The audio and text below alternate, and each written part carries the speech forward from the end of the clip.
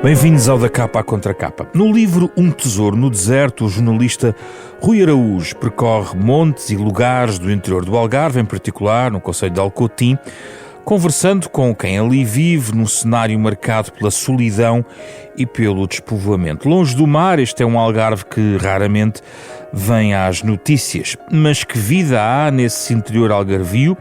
Como se vive nestes lugares? Como valorizar os territórios, estes territórios? No fundo, também como convive com a região mais turística do país. É o tema da nossa conversa esta semana com o autor, o jornalista Rui Araújo, e João Guerreiro, antigo reitor da Universidade do Algarve. Muito obrigado por terem vindo aqui ao estúdio para falarmos sobre este Algarve. A talho de foice, uma curiosidade. É verdade que raramente vê as notícias, mas por acaso, Alcotim, hoje, no dia em que estamos a gravar, está nas notícias devido a uma operação da Guarda Nacional Republicana, que aliás, infelizmente, teve uma vítima mortal, de uma operação relacionada com combate ao narcotráfico.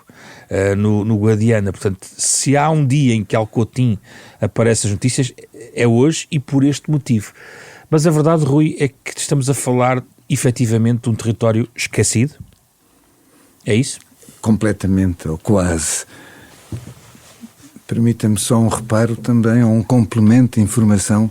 Hoje também é o dia do idoso. Mas Alcotim é um concelho problemático, designadamente a nível da população.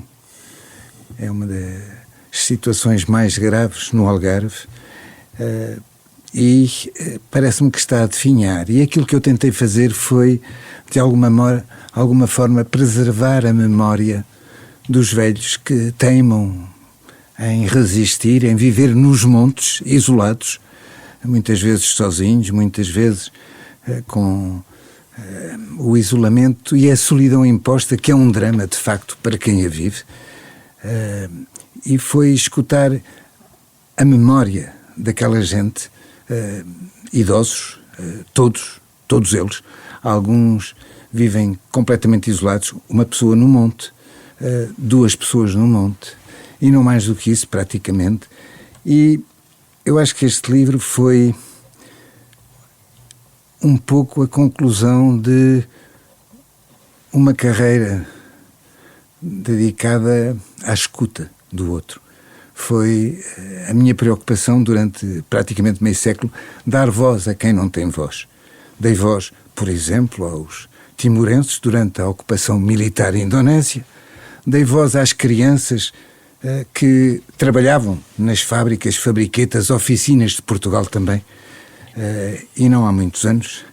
Dei voz também ao povo de São Pedro da Cova, confrontado com o maior aterro clandestino de resíduos perigosos do país durante mais de uma década. E dei também voz às crianças, aos meninos soldados, por exemplo, na República Centro-Africana. E a minha preocupação foi sempre dar voz a quem não tem voz. E, neste caso preciso deste livro, publicado pela Fundação Francisco Manuel dos Santos, O Algarve entre Montes e Memórias, um deserto. Já vamos à ideia do deserto, Rui, mas antes o Rui fez um périplo também por trás dos montes. Também. Quais foram as diferenças e já estava no seu plano vir ao Algarve? Como é que surgiu? Muito sinceramente, aquilo que me interessa não são os lugares, são as pessoas. E que semelhanças há? Eu penso que as pessoas são as mesmas, na realidade. E os problemas são os mesmos, praticamente os mesmos, e as histórias de vida são as mesmas. Histórias que têm a ver com o país que fomos, crianças que não podem estudar porque não há meios, rapazes que têm a prioridade para os estudos, crianças que vão trabalhar com 7 anos, e nem sequer é para ganhar dinheiro. É uma boca a menos para comer em casa. Meninas que são remetidas para o trabalho e não os estudos, porque não havendo dinheiro dá-se a prioridade aos rapazes.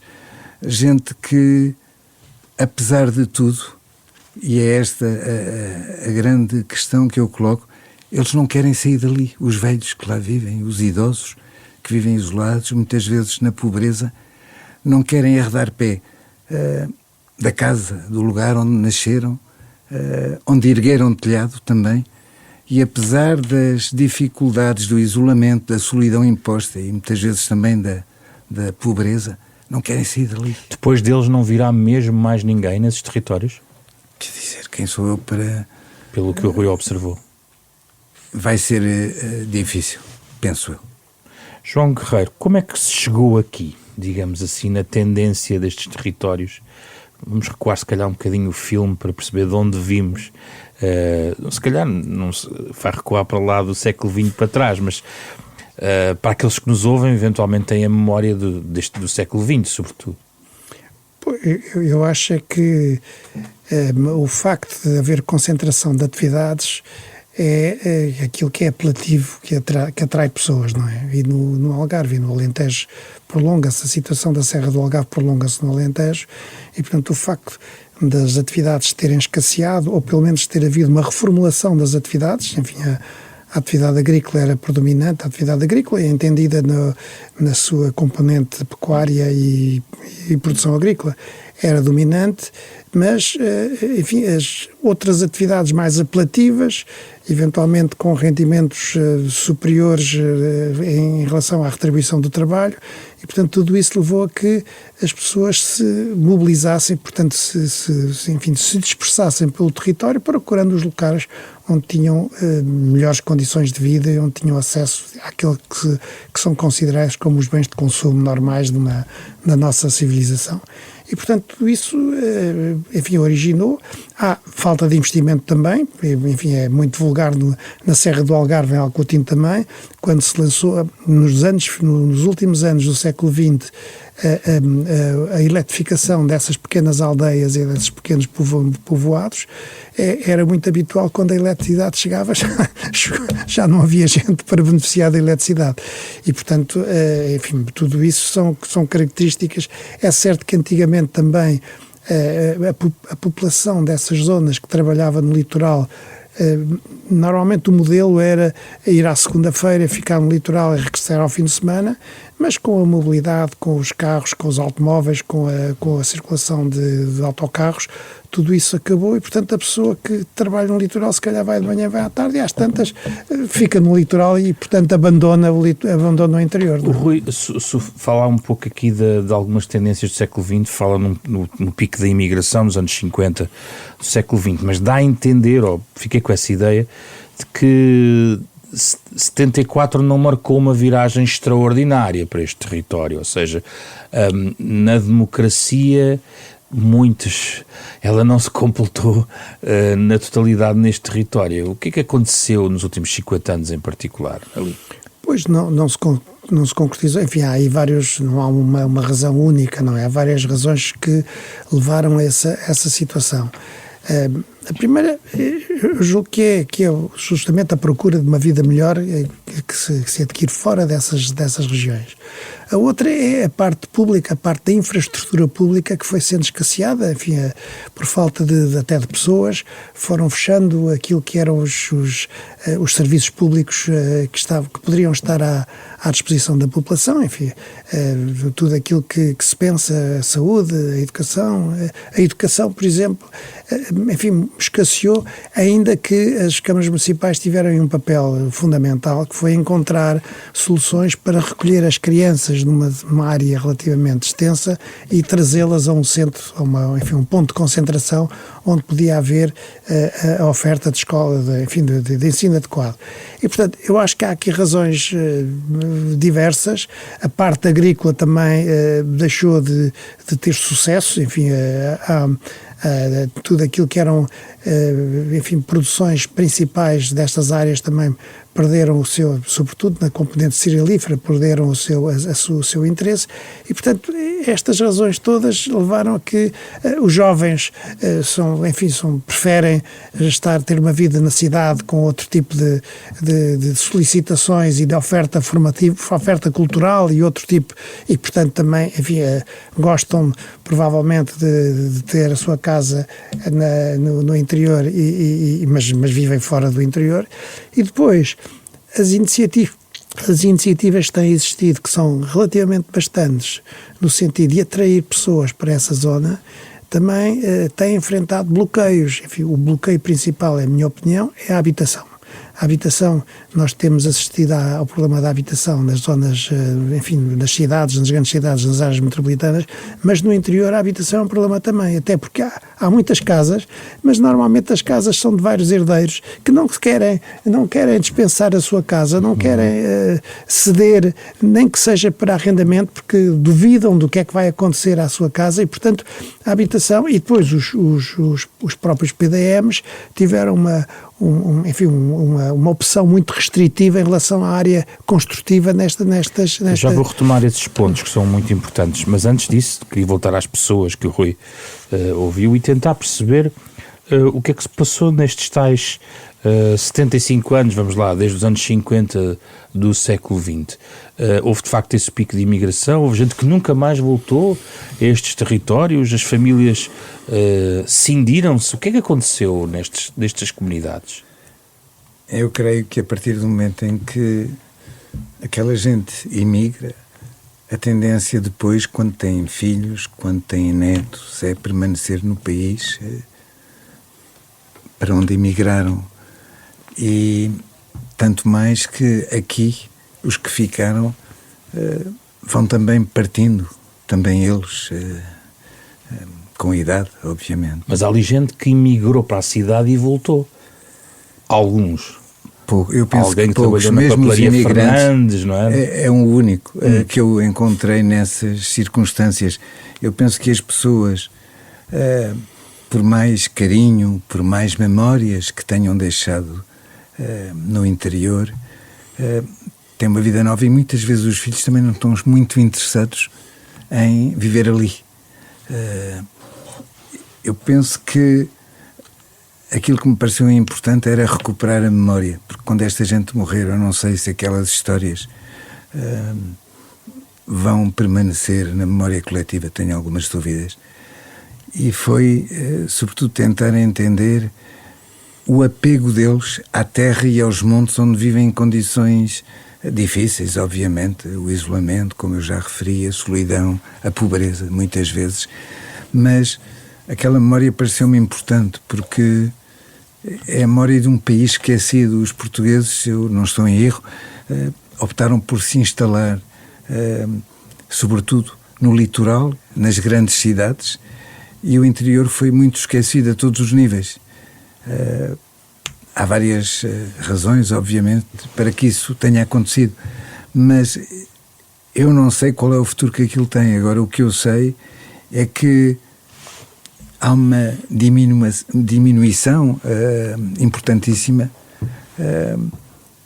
da população naquele concelho, que me parece ser o mais problemático do Algarve, e não sei o que é que vai acontecer no futuro, porque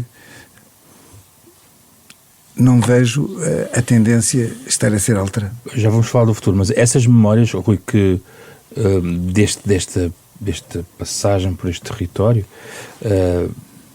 resgatam lembranças de quando aquelas terras tinham muito mais gente?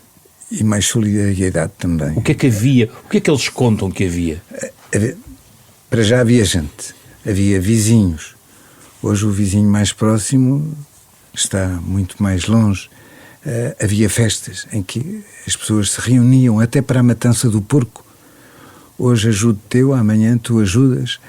Havia solidariedade, havia a sensação também, que eu penso que era real, de não estamos sós. Temos alguém com quem falar. Eu encontrei alguns velhotes que me diziam: passamos aqui o dia isolados, já não passa ninguém. Olhamos para a parede, eu não tenho nada para dizer à minha mulher, ela não tem nada para me dizer, e até dizem, e vão mais longe, se ela viesse e me levasse sem sofrer, eu não me importava. Eu acho que este livro tem algumas histórias de vida que me parecem relevantes, porque é o país que fomos. Tem histórias fantásticas, desde a pastora que fala com a filha morta até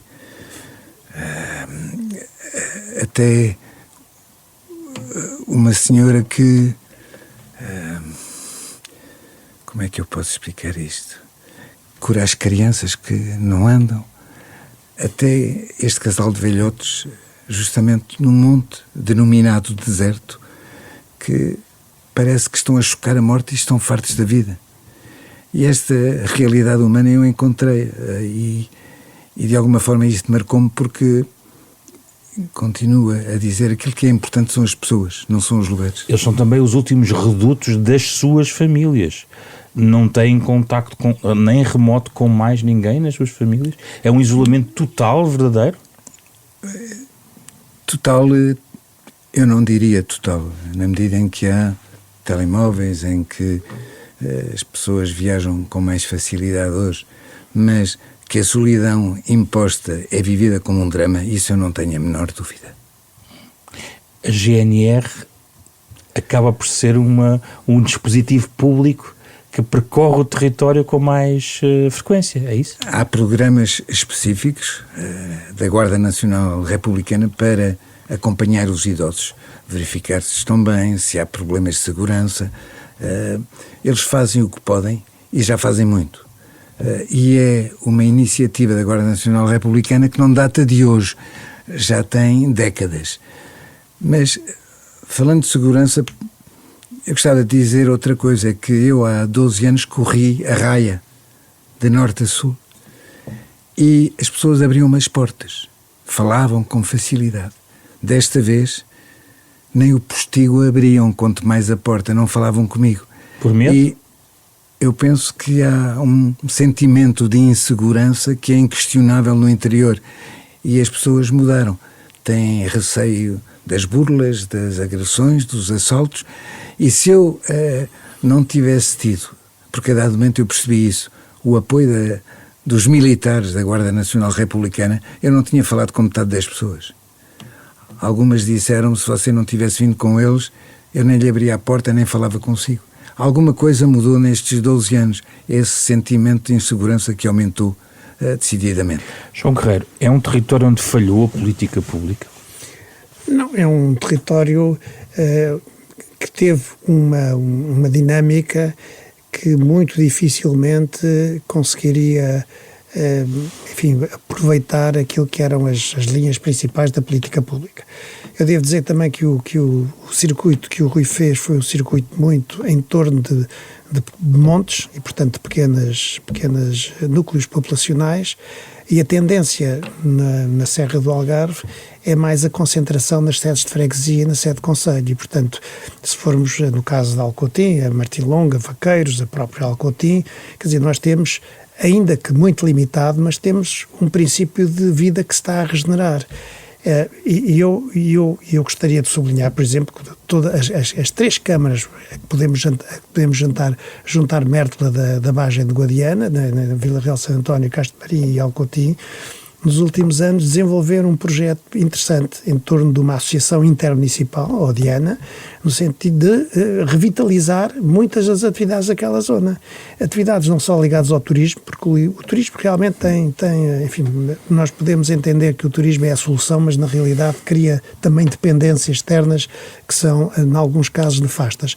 Mas, por exemplo, as atividades relacionadas com a pecuária, houve um desenvolvimento da pecuária, sobretudo caprina, para fazer carne e para fazer queijo. Houve o desenvolvimento de outro tipo de atividades ligadas com o Guadiana.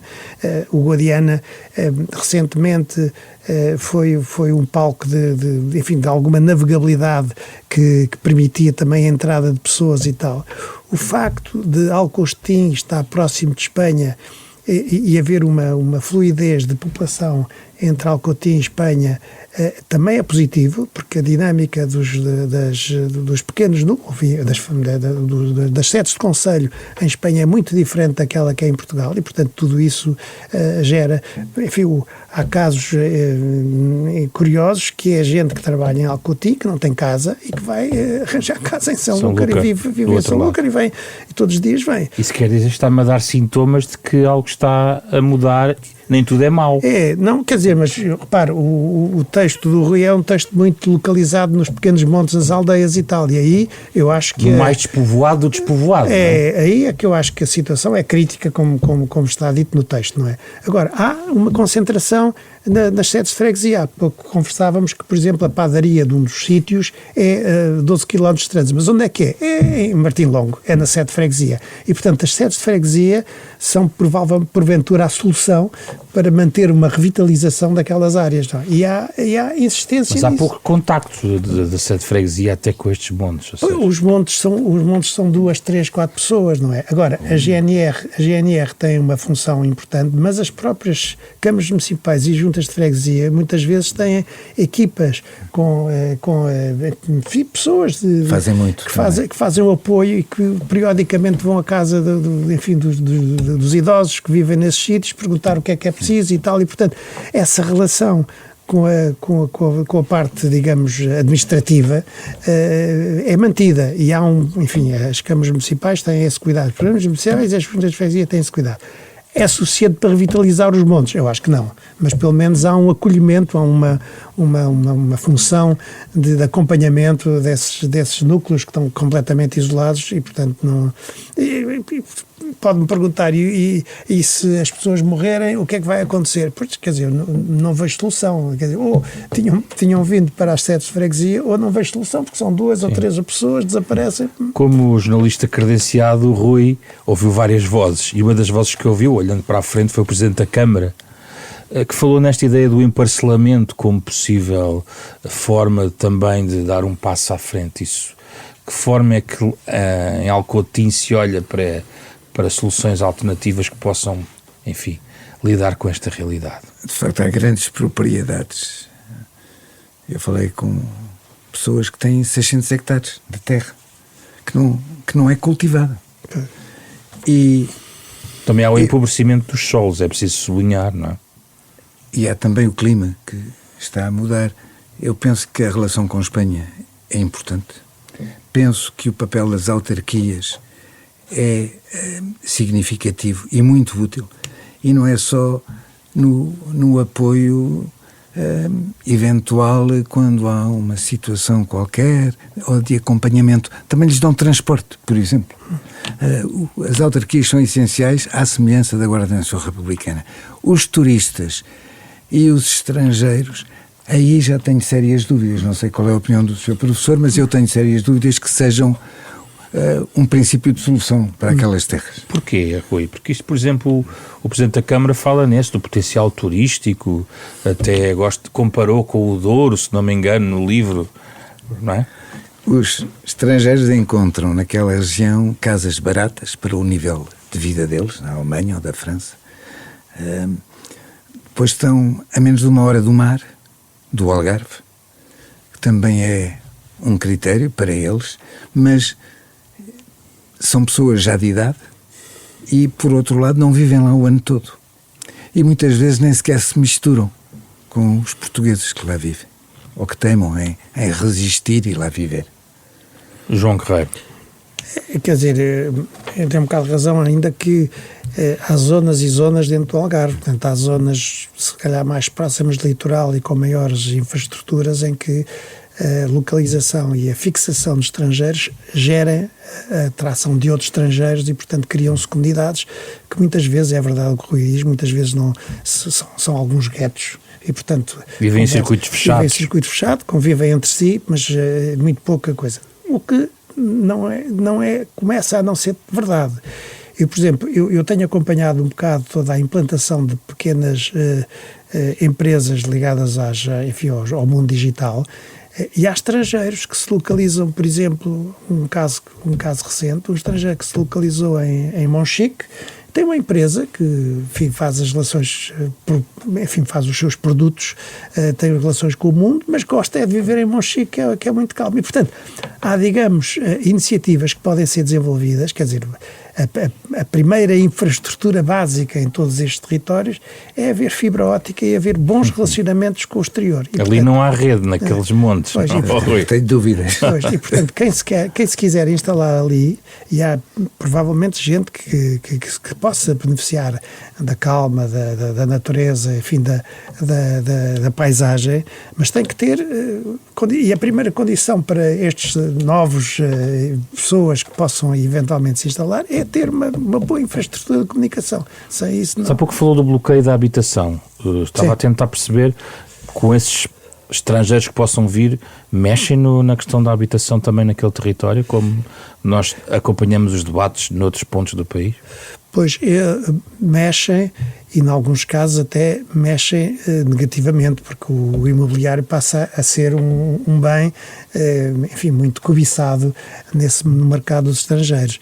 Mas o que eu dizia é que é a mesma falta de habitação, não é? Porque está bloqueado, as heranças normalmente são muitos herdeiros, para pôr os herdeiros todos de acordo é uma grande complicação. Então a ideia do emparcelamento é um pouco... Não, emparcelamento eu quero mais na área agrícola, não é? Mais na agrícola, não é?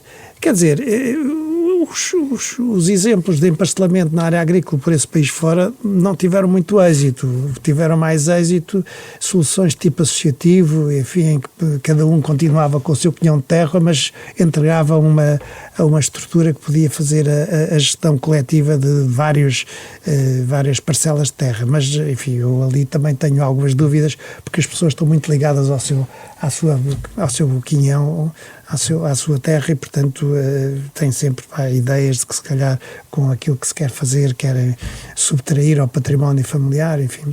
Não percebi a sua opinião bem sobre a questão do turismo no Baixo Guadiana. É uma questão que também, enfim, é mais um slogan do que outra coisa, é algo que está a andar, é algo que pode aqui mudar o território, estes territórios? Eu acho que está a andar e há aspectos positivos. A minha posição crítica vai no sentido de se entender o turismo como solução para as deficiências daquelas zonas, sobretudo as zonas do interior, não é? Muitas vezes, se analisar os planos de desenvolvimento com incidência naquelas zonas, o turismo aparece como uma panaceia que resolverá no futuro os problemas, e portanto eu tenho grandes dúvidas sobre isso, porque o turismo pode ter um êxito em determinado período de tempo e depois desaparece e, portanto, não cria raízes, não é sustentável, utilizando um conceito hoje em dia muito em voga. Mas é suposto movimentar a economia local. É suposto movimentar a economia local, mas, isso é importante, mas a economia local tem que ter raízes, não é? Tem que ter raízes e tem que encontrar soluções muito para além daquilo que é a venda de produtos turísticos, não é? Rui, o seu suspiro, transforme-me lá isso em palavras. Eu gostava de pensar que aquelas regiões, aquela gente podem ter uma vida melhor. E encontrei pessoas fantásticas. Eu tenho uma profunda admiração pela gente do interior. Eu nasci em Lisboa, ninguém é perfeito, mas tenho uma profunda admiração a todos os níveis por aquela gente. E tenho especial carinho pelos idosos, pelas histórias da vida que têm, pela capacidade de resistência que demonstram dia a dia, pela luta cotidiana contra tudo e mais alguma coisa, a começar pela solidão, que eu penso que é vivida por toda aquela gente como um autêntico drama, e por vezes não temos a noção. E quando diz toda aquela gente, é para lá dos montes? Também nas sedes de freguesia? Eu penso que para muitos velhos, incluindo aqui na cidade, ou nas cidades deste país, a solidão imposta é vivida como um drama. E penso que a forma como um país trata os seus velhos diz muito sobre esse mesmo país. Mas não há redes naquela zona de apoio, de contacto? Eu preferia pensar... por exemplo, na solução que foi adotada em Pesquesa, em Espanha, não muito longe da Raia. Que o Rui também leva ao livro, não é? Que é uma terra onde não há lares. Nós em Portugal optamos pelos lares, que são os morredouros, em que os velhos ficam lá a chocar a morte e nós ficamos com uma aparente boa consciência. Mas eu penso que aquela terra, Pesquesa... Que o Rui introduziu também no livro, não é? E descobri gente fabulosa, descobri poetas, como aqui em Alcotim. Descobri um senhor que só gosta dos bichos, a paixão dele são os animais. Descobri gente fabulosa. Eu gosto é das pessoas, as terras estão-me, falando mal e porcamente, borrifando para as terras, são as pessoas. E penso que há experiências, não tanto em Portugal, mas por essa Europa fora, que podiam dar algumas pistas para tratar mais e melhor os velhos. João Carreiro, não era suposto que este lugar fosse projeto piloto de várias experiências? Eu penso que algumas coisas já foram feitas nestes territórios, sim, de forma experimental, não é? Sim. Desde talvez há uns 40 anos, se calhar, 30 a 40 anos, houve projetos piloto desses territórios com a aposta na caprinicultura, por exemplo, era um eixo fundamental, que aliás foram criadas infraestruturas em Castro-Marim, há um edifício que foi feito e que tem, dinamiza uma feira anual com os produtores de cabras e, portanto, da componente agrícola também, e da componente florestal também, e portanto este território foi objeto de várias intervenções, ou pelo menos de várias concepções de planos para revitalizar. É certo que a componente turística está sempre presente, mas o que se pretendia era, para além da componente turística, encontrar atividades que aproveitassem os recursos locais, os recursos naturais ou recursos locais, de forma a dar uma nova volta a estas zonas, não é? E isso é possível através de conhecimento, basta investir em conhecimento, basta perceber o que é que, por exemplo, no campo agroflorestal, as iniciativas que estão a ser feitas em Mértola são muito interessantes, porque aproveitam aquilo que é o montado sobre para transformar, não beliscando o montado sobre, mas no seu interior encontrar soluções agroflorestais que permitem produzir produtos hortícolas de alta qualidade. E, portanto, enfim, as condições são aquelas, não há que pensar que nós estamos todos à espera da Campina de Faro ou dos Barros de Beja. Não, as condições são aquelas e, portanto, há conhecimento suficiente para, naquela situação, conceber formas de intervenção de forma a alterar a situação. Qual é a semelhança que este território do Nordeste, digamos, tem em relação ao Noroeste algarvio? São situações completamente diferentes? São completamente diferentes. E porquê que são diferentes, para explicar às pessoas? Pois, é completamente diferente. O Noroeste tem, para já, toda a zona litoral da Costa Vicentina, que é um elemento de atração. Depois tem uma zona florestal bem mais densa do que propriamente em Alcotim, não é? E depois tem a proximidade de Monchique, também com uma estrutura, humana, da ocupação humana, que é também ligeiramente diferenciada. E no centro do Algarve? No centro do Algarve, tudo o que é a parte de Salir, Alte, Crença, Torre, são zonas onde a implantação de estrangeiros para residir se expandiu e, portanto, há muito esse padrão, mas ligado também com outras atividades de caráter cultural, mas também de caráter produtivo no que respeita à agroflorestal.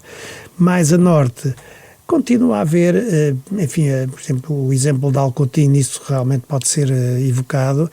Continua a haver produções locais, mel, a própria carne de cabrito, a própria água florestal, e, portanto, continua a haver um certo tipo de produções. Estão lá as raízes, então, não é? Estão lá as raízes, mas a parte dos montes estão a definhar.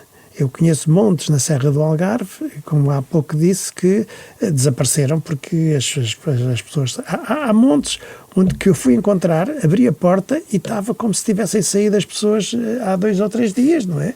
Com a baixela de pratos, com tudo instalado, e as pessoas foram-se embora porque não tinham condições para estar. E passado meia dúzia de semanas chegou a eletricidade a esses montes, portanto, quer dizer, é uma situação completamente estranha. Mas, portanto, eu acho que há soluções. É preciso também haver, do ponto de vista, a pergunta que me fazia do ponto de vista de políticas públicas, também do ponto de vista de políticas públicas, claro, e portanto esta possibilidade de ter uma situação assistencial é importante, mas a situação assistencial, no fim e ao cabo, adia a solução.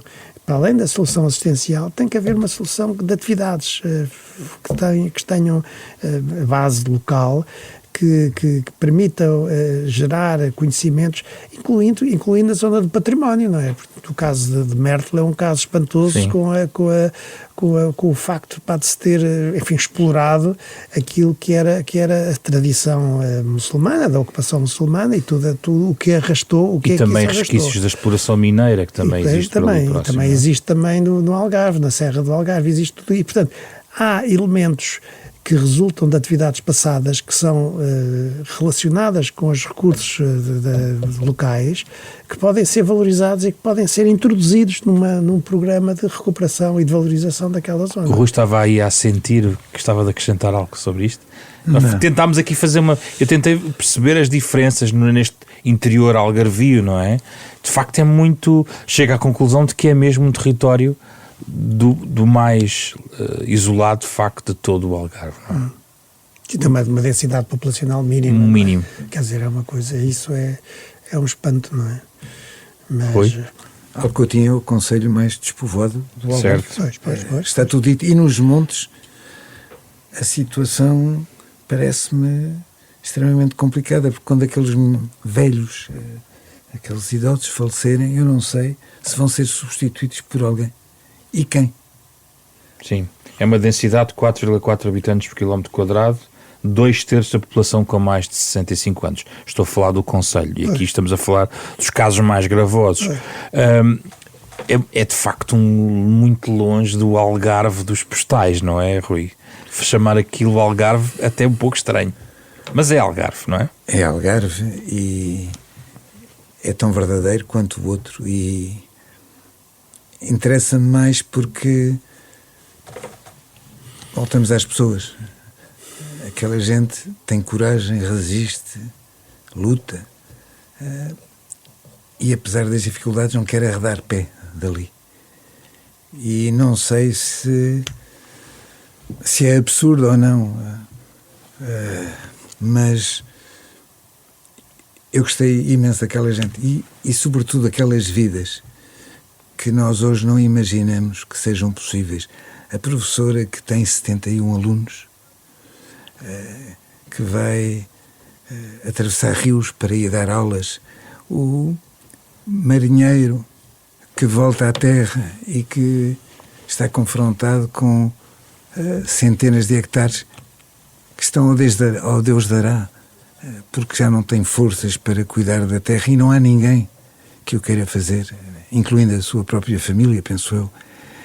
E aquelas histórias de resistência, pelo menos a mim, interpelam-me. É um país que ao mesmo tempo é o nosso e que é olvidado. João Guerreiro, que relação estabeleceu com esse outro Algarve dos postais? É o facto de estar demasiado... Quer dizer, Castro Marim está mais próximo, digamos assim, mas esta distância de facto foi muito... Nunca foi abatida ao longo deste tempo. Não. Repara, eu enfim, conheço relativamente bem essa zona do interior, até porque todos os trabalhos que tenho feito incidem. Por isso é que o trouxemos também aqui. Particularmente aí.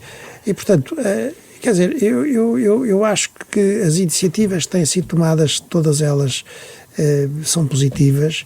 Muitas delas têm talvez a ausência de alguma coordenação. Enfim, eu vou falar de um caso que é a ponte de Alcotim-Sanlúcar. Portanto, está prevista uma ponte. Eu não posso ser muito crítico, porque há uns anos atrás tive responsabilidades também no fomento de encontrar projetos e financiamento para essa ponte. Agora, provavelmente a ponte vai ser um sítio de passagem de Espanha para Portugal, mas não sei se Alcotim vai beneficiar com a ponte, porque a ponte passa lá em cima e, portanto, desagua a uns quilómetros, 1 ou 2 quilómetros fora do povoado de Alcotim, da sede do concelho, e portanto é preciso um grande talento para encontrar ali solução para que as pessoas possam descer e vir a Alcotim fazer jantar, almoçar, fazer as suas compras nos comércios locais e tal. E portanto é preciso ter uma concepção um bocadinho global daquilo que vai ser. Ou requer de facto uma política pública que ajude, não é? É uma política pública mas também outras concepções, não é? Porque muitas vezes estes locais têm uma cartilha de soluções que muitas vezes são aquelas que já no passado foram adotadas, mas que é preciso estudar para encontrar novas soluções, novas atividades, novas propostas. Já agora estudar, a universidade que conhece bem tem feito bem esse papel? Parece-lhe que é preciso passar a uma nova fase da relação da universidade também com estes territórios? É preciso. A universidade, neste domínio, tem feito algumas coisas, mas, em minha opinião, podia fazer muito mais, não é? E, portanto, há melhoramentos no que respeita à intervenção, sobretudo em áreas agrícolas, há melhorias que têm sido propostas, têm sido testadas, têm sido experimentadas e, portanto, há, digamos, e mesmo do ponto de vista do ordenamento do território também, portanto, projetos que têm sido avançados. Se me pergunta se pode ser feito mais, pode, com certeza, não é? E, portanto, enfim, é uma zona carenciada e, portanto, enfim... Mas tem sido estudada consequentemente, ou seja, tem havido de forma continuada? De forma continuada, a forma continuada é um problema nacional. Porque depende do projeto de financiamento. É um projeto quando acaba o financiamento, acaba o projeto. E muitas vezes também as equipas vêm e não querem seguir aquilo que aconteceu porque acham que o supra-sumo é o início que eles estão a fazer. Portanto, há aqui questões que têm a ver com a cultura nacional que dificilmente não há. Por exemplo, devia haver, provavelmente nesta zona, um núcleo, qualquer coisa como um conselho técnico que pudesse juntar a totalidade das iniciativas e dar alguma coerência àquilo que esteve previsto, que esteve adotado e aquilo que no futuro também poderá acontecer, não é? E, portanto, as câmaras municipais fazem o que podem, mas as câmaras municipais também são frágeis, porque têm, um conjunto de atribuições que está um bocadinho, que são muito absorvidas pelo dia-a-dia das suas atribuições. Por fim, Rui, há pouco falámos um bocadinho sobre as experiências de contacto com a raia, no fundo, com a zona de fronteira. Apesar de tudo, indo de norte para sul, há bons exemplos, ou está tudo envolto neste caldo de solidão e isolamento?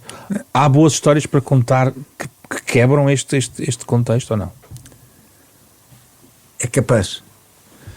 Aquilo que eu encontrei foram histórias de vida e, sobretudo, vidas, existências árduas, particularmente árduas, de pessoas que deixaram de sonhar, perderam um refúgio. O futuro não existe. E foi isso, sobretudo, que me interessou, foi tentar perceber até que ponto é que somos todos loucos ou eles são loucos. E tenho sérias dúvidas. Eu acho que aquela gente vive realidades que marcam decididamente. E as pessoas nas situações extremas revelam-se, todas elas. Mas é muito diferente Alcotim, do Rosmaninhal, de outros pontos? As terras talvez sim, as pessoas não. Aquilo que está em causa são as pessoas, mais uma vez. E penso que os sentimentos são idênticos. Encontrei histórias magníficas. Encontrei histórias muito tristes também, e algumas fantásticas, mas as terras, na realidade, eu penso que podem ser muito diferentes em função de uma série de fatores. As pessoas, eu penso que, na essência, são todas iguais.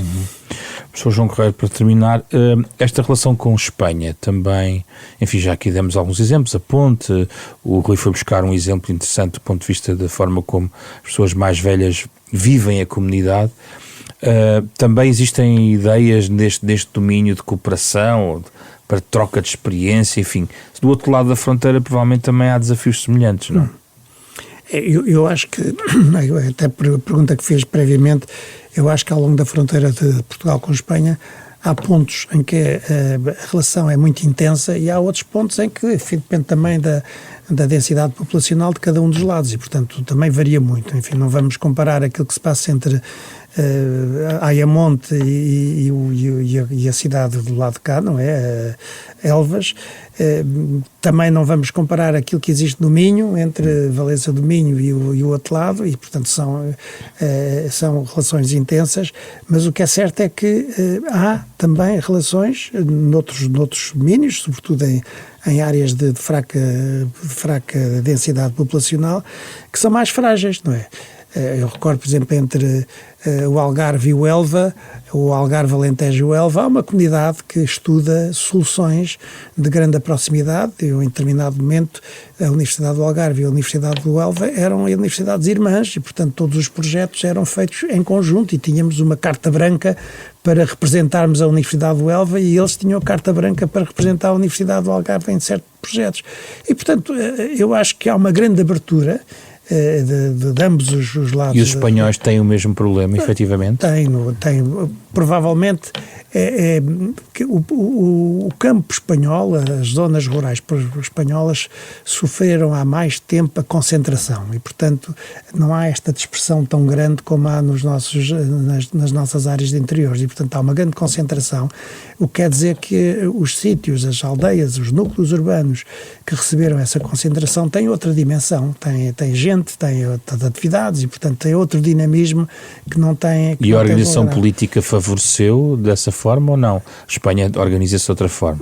Quer dizer, provavelmente tem ao longo da Espanha tem uma organização estranha em comunidades autónomas com muitos recursos distribuídos pelas comunidades autónomas e, portanto, eventualmente há aí um nicho que é relativamente uma característica que é diferente da nossa. Nós não temos esse tipo de coisas, são os municípios, basicamente, e, portanto, não há autoridade regional e, portanto, tudo aquilo que se pensa para grandes investimentos na região é pensado em Lisboa com dificuldades. Enfim, nós temos o Hospital do Algarve, que está quase há 15 anos, eu já assisti ao lançamento, não sei se 2 ou 3 vezes, da primeira pedra e, portanto, é um assunto. Mas esta ideia que o Rui foi buscar de uma localidade em Espanha onde há outro tipo de soluções não requer um investimento centralista, quer dizer, pelo contrário, não é?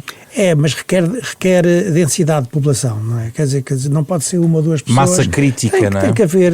Tem que haver jovens, tem que haver talentos e atividades para dinamizar isso, não é? E isso é que... Isso falta, não é? Isso é que falta. Muito obrigado, Rui Araújo e João Guerreiro. Falámos aqui de um tesouro no deserto, mais do que escutar. Esperemos que esta nossa conversa, cuja versão integral está em podcast, permita a leitura, que é isso que se pretende do livro do Rui Araújo, nestes territórios do Algarve, talvez menos conhecido e longe dos escaparates.